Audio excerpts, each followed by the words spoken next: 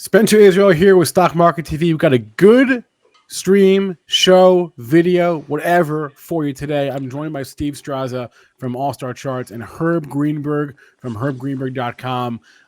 Both these guys have been writing and posting and trading hims and hers for the past. They've been going back and forth on it for several weeks. We just had one of the worst days in the stock's history yesterday. What is her hims and hers down this week? It's down like 33%, give or take, since Monday. So let's talk about it. We got Herb here. We got Strazza here. Herb, let's start with you because you have been pounding the table on hims and hers for, what would you say? How long? Since May of 2024, I have had it on my red flag alerts list. And depending on how you want to look at it, because I mark my red flag alerts list, if it comes out first thing in the morning, I'll say, hey, it's marked to the day of the close before. So if you want to look at it, the day of the close before, the stock was 16 and change. But the day the report ran, it ended up being $20 or so. So either way, the stock is still up about more than double from when I red flagged it. But that's not the whole point of everything, because you're trying to point out a risk. And the risk that I pointed out in May of 2024, I could argue is still relevant today. And even with the stock down 34%, 33%, whatever it might be at any point, and even if it bounces, short of some miraculous thing happening and this company getting acquired, which is always the wild card to anything you red flag, the stock remains extraordinarily vulnerable because the underpinnings of its business, what really is going on under the business, raises a lot of red flags, because they're basically now in the crosshairs of Novo Nordisk, and they're basically the focus of what's going on right now is a big gray area they operate in which they are compounding patented drugs. And there's a little loophole that certainly hasn't been closed that they're playing with right there, because they're personalizing the doses. They're letting people personalize the doses they give themselves, as opposed to what the patented drug companies do. Anyway, Novo Nordisk, which was trying to do a collaborative deal with Hims, basically came out yesterday. We're doing this on the 24th, so on the 23rd, and said, no, you guys are not doing the right thing. What you're doing is illegal, illicit. They had a lot of words you don't typically see in a press release, and the stock got hammered. And here we are today. And I would argue that the underpinnings of the business are vulnerable. They remain vulnerable. And if Novo ultimately wins, or the FDA comes in and does something, it may actually cause a big problem here. And in fact, I would say if the FDA came in and just did the opposite and said, hey, it's a new world, guys, they can do what they want, patented drugs don't matter, then maybe the stock goes back. Who knows? Because these stocks have minds of their own. But in general, I put Hims in a class, Spencer and Steve, that I call the smug and the senseless. And I have a few of those, unfortunately or fortunately, on my red flag alerts list. And those smug and senseless are the ones that I always say are the ones that are going to make me look the dumbest. So I call smug because the people who buy them get smug because they think they're brilliant, and they confuse brains with the bull market or just luck in a stock. And they're senseless because they don't make sense where they are. So that therein lies the issue, Steve. And you are sitting there trading the senseless. What a wild, story stock this has been this cycle. I want to get into the technicals. We'll talk about how we've been trading this, but is what Novo Nordisk said yesterday, like, do they just want to blow up that partnership or that deal with Hims and Hers because they want to basically sell it themselves, not through their platform? Or are they actually calling this company a bad actor in the healthcare They're calling space? this company, in my estimation, it's my interpretation, based on the wording of the press release, which was very obviously deliberate, and as they say, legally vetted.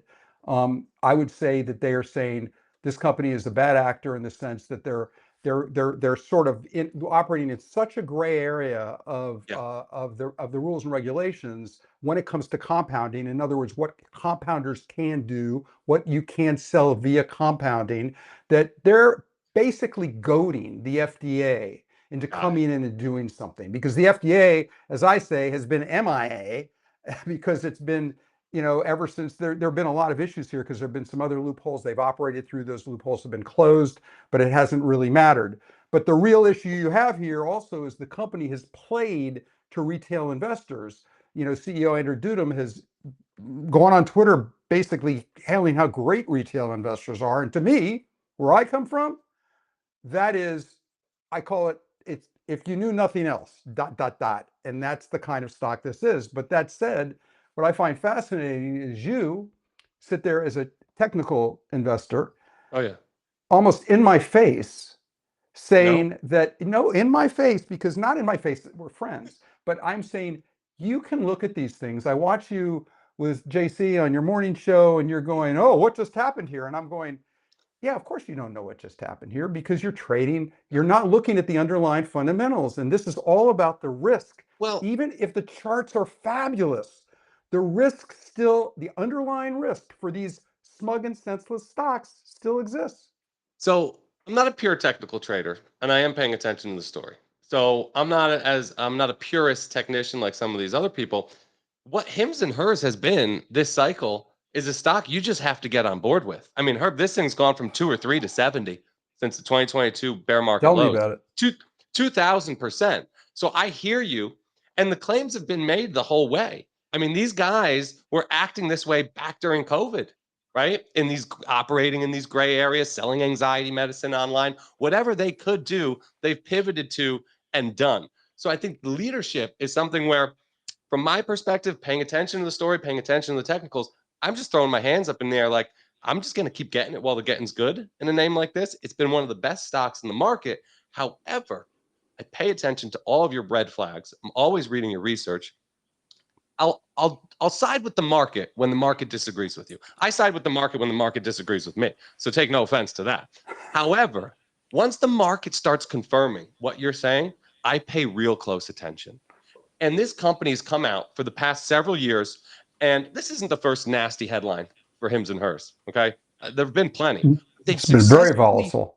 they've successfully continued to change the narrative and flip it back into the bull's court over and over and But over think again. about what you just said. You said change the narrative. This is Yeah. about a narrative. This is a market that likes narratives better than fundamentals. And these stocks with narratives, they can go on and on and on Yes. because it is, it's all about the narrative, not necessarily what's really going on under the surface. And if you looked at it with this company just from afar, you said, okay, what happens if it loses access to sell these GLP-1 drugs? This is what every investor should really be Yeah. looking at, is How much? what's underlying it. What's the Yeah. rest? Don't ask me percentages because I can't give you the percentages. I know where you're Okay. going with this. But the underlying business, the core businesses, the baldness drug, the ED drugs that you have told me privately that all of your friends are just going out and taking because it Love makes them. them feel like porn stars. The fact of the matter is, not because they need them and not because they can go to Mark Cuban's cost plus probably and get them for half the price of this, because they Right. don't want to go to their doctor because they're afraid to tell their doctor that they need an ED drug or Yeah. want an ED drug, and they probably wouldn't qualify for one, but they can get one here. So the reality is that business, if you extrapolate, as friends of mine have done, extrapolated and backed out the numbers, that business is going, down and to the right. Whereas the GLP-1s were suddenly spiking. And now the question is, you have to ask yourself, what is the risk if the GLP-1s were to go away or become severely minimized? Because remember, when it comes to the branded product, whether it's Hims or its competitors, and the companies themselves, Lilly with its drugs or Novo with its drug, they're selling the drugs at the same price, basically, Yeah. the branded drugs. So you're really getting into this area where I always come back to say, respect the risk. And you can trade these things, but like I always say, and you'll hear me say it, Steve, as long as we ever talk, Yeah. live by the squeeze, die by the squeeze. Because we all know, as you guys talk about, everybody talks about the escalator up and the Yep. elevator down. I always say, it's the elevator up, the elevator shaft down. There is serious technical damage to the tactical trend.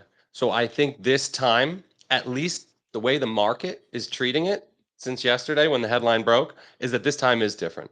This was actually the worst day in the history of Hims and Hers stock. Throw up the rate of change chart, Spencer, just to show that. And then we'll go to the levels eventually. And you're right, Herb. I just did a quick check. Last quarter, more than 40% of their revenue, almost half of their revenue, is from GLP-1s. So that's a serious problem right? If they're losing business in that area. So this shows just worst day ever for the If stock. Yeah, if go you ahead. talk to people who look at the true risk of the stock, and they've done the valuation. Remember, I'm not looking at the numbers as much as I'm looking at what's going on at these businesses and what the risk is, and trying Yeah, to understand it and trying to red flag them. That's what I do. And then I have my network, and I have other people I deal with and other resources I use to try to understand where the stock could go. So on the downside, the bears would have you believe this is a stock that's well into the low teens, yeah, and perhaps below that. And let me tell you, sometimes these things look unrealistic when you hear those things. But one of my really good, someone I collaborate with a lot, one of my really good sources who is very much long and short stocks, someone I've known for a very long time. He was long Enphase all the way up, Enphase yeah. all the way up for years, all the way up. It's a Then he good turned one. around and he shorted it. Okay, now this is what's interesting. He told me at about, I was writing about it and I quoted him in my work, by name, and he told me back when the stock was about 80. He said, and Hims and Sedge, both of those, Solar Edge, both of those, he said Enphase is going below 50. And he's a good source on this as well. And Enphase, I thought that is a gutsy call. And Enphase is now like I don't know, I haven't looked in a day or two. It's down in the 30s. So and Solar Edge is down 90% from where I first red flagged it. So you look at some of these, and I want to tell you something else on HIMS. I want to give you a little bit of my backstory because I love talking about backstories, things that give me conviction as somebody who has to decide what to write about. Because remember, I'm not unless it's a long, which I will disclose if I'm long the stock, I don't short stocks. And I basically go out and I try to find reasons because it's a reputational risk for me, not Yeah, monetary risk.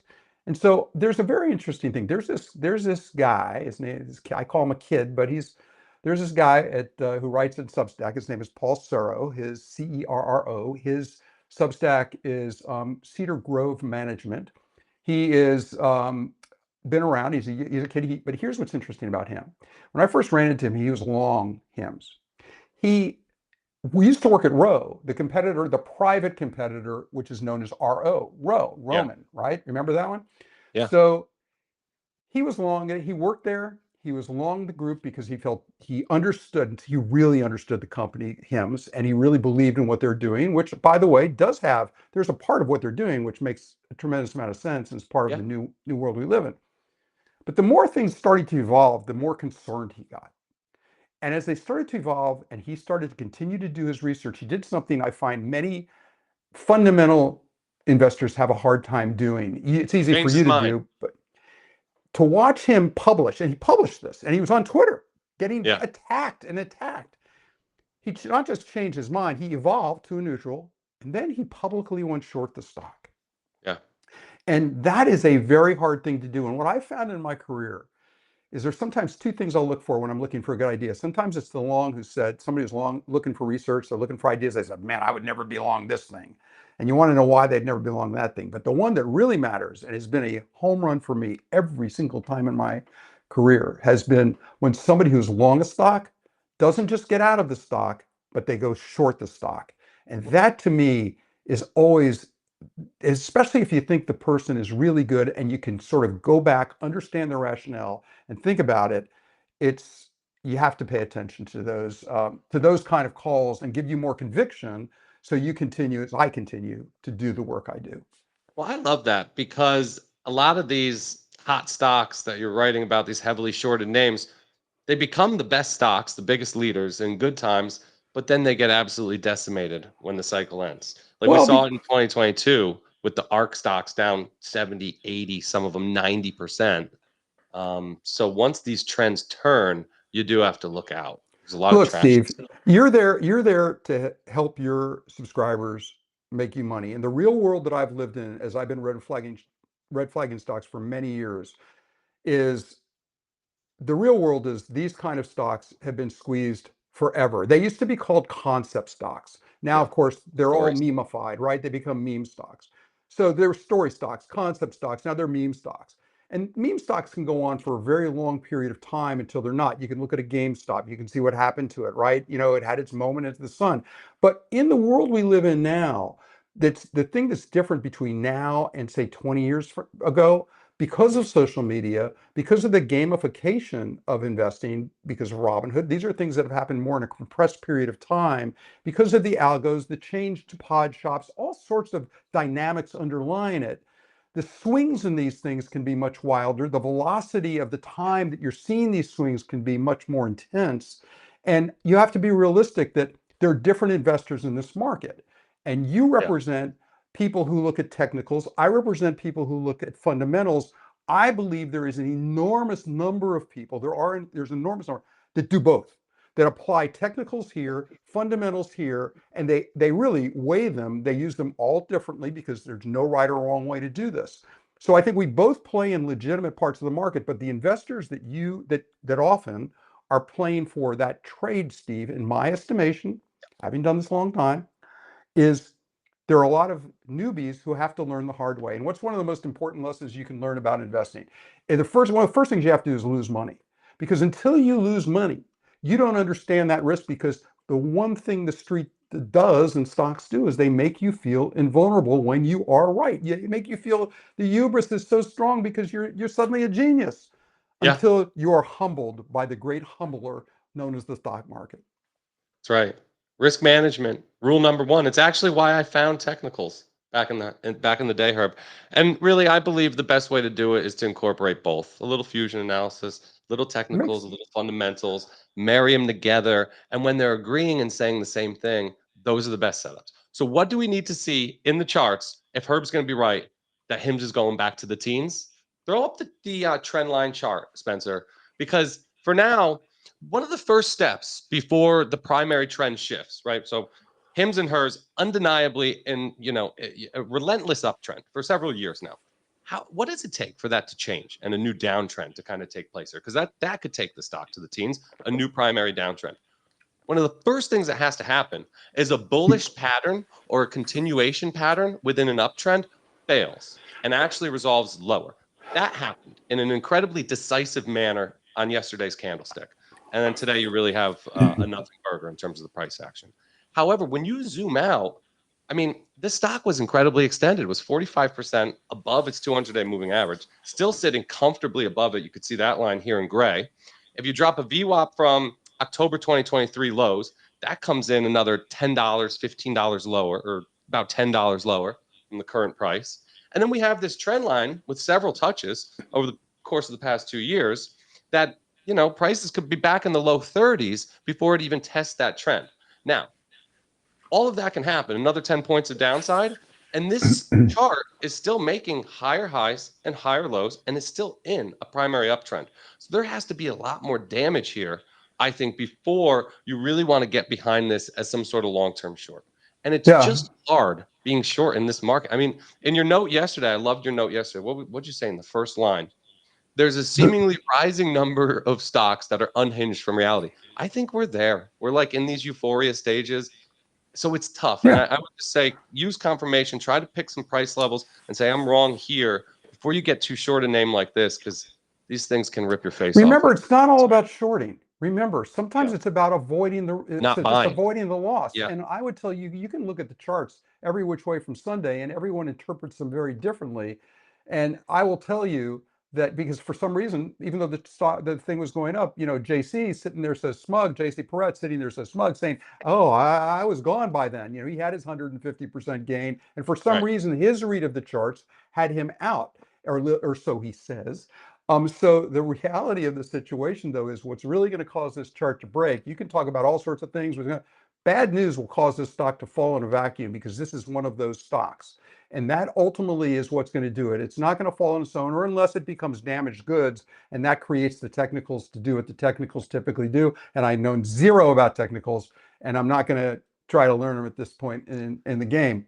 But I Yeah. do think that, what you're saying, though, for this company is there is underlying risk to remain. But I will also tell you, it wouldn't surprise me tomorrow to wake up, see something in the stock suddenly spikes. It surprises you. It surprises me. It's the nature of the beast, and it's the nature of these markets. The price action from yesterday was different, though. I'll say there's evidence here that could suggest this could be the very, very early stages of a new primary downtrend. We just have to monitor it. And Herb, I love talking about my losers. So I will proudly tell you, we bought calls in this last week. It was one of the best looking coils in the market. It's one of the most heavily shorted stocks too. So we've been seeing these, short squeeze rallies kind of left and right these days. So I'm thinking, okay, Hims is going to do the same thing. We were close to 100% on the trade, had taken no profits, ended last week, came in. Those calls are going to zero now. Bulls, Big bears, zero. and pigs. But let me ask you a question. When you do your reassessment of it and your Yeah. postmortem in your head, is there anything you could have seen or done differently? Is there any takeaway you got from that mistake? No, honestly, that's a trade that we're going to have to make every time. And we're big on just like the environment and the inner market.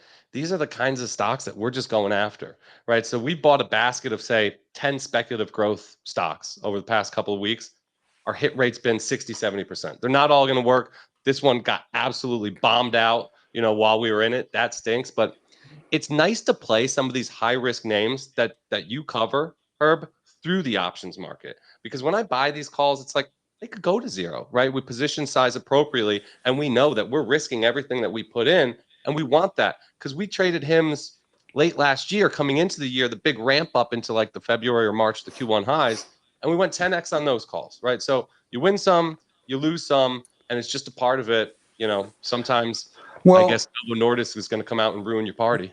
yeah, and look, again, you don't know how these things go. You don't know what's really going on behind the scenes. Yeah. And I will say, uh, that the bottom line here for people who do technicals, and again, every time we talk, you're going to hear me say this, it's going to be a broken record. People are going to be sick of it. It's going to constantly be the complementary nature of what you do, what I do, what JC does, what any technical analyst does. I know enough, I've been around to watch people who use technicals aggressively, but even if they're running funds, they have a battery of analysts there because Yeah. they want to be able to game the odds on what the fundamental risk is at that point in time. Totally. And everyone, it depends on how aggressive you are and how much risk you're willing to take. It's a constant. But I will always say these things that come out of left field, they didn't come out of left field. Meanwhile, you can look at a company like Oklo and you can say, hey, Oklo, which I look like a fool on, which, has to take a number stand in line to put itself on that list. When you look at a company like that, where right now there's, it's part of a great trend and a great theme, even if the underlying fundamentals are meaningless, and they can remain that way for years because it'll take that long for them to prove for their thesis to be disproven. But therein, I still am going to point out that risk. This could be the beginning of something for him. I'm going to follow up, Herb, and Or maybe the end of next time, something. we'll be buying puts instead of calls. Maybe you will. You'll be the first one I tell about it. Okay, I But appreciate it. really, I think though, just from a technical perspective, short term, there's another 5 to 10 points of downside. I think in this stock, 10 to 20%. The VWAP from the April lows is already broken. So from a tactical standpoint, like I'm not interested. Can't be bullish on this name from a short-term perspective. Yeah, that shows it. I think a retest of that trend line, right? That's the 5-10 points from here. I think that's likely to happen. Then we wait and see, right? Does it go on to make a new lower low? It's first lower low and then a series and then a lower high. Then I think you can get behind it as a longer-term short. So we'll be following up. Steve, this is a great discussion. It's great chatting with you. I don't know where you ever disappeared to, Spencer, but we'll do this again. I like this. I like the concept. We will.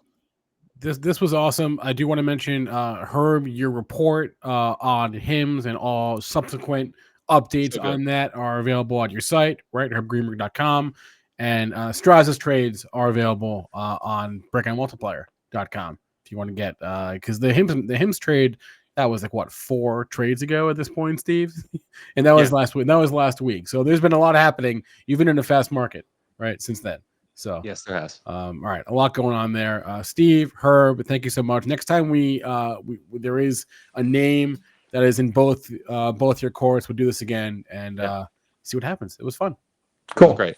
Thanks, guys. Take care.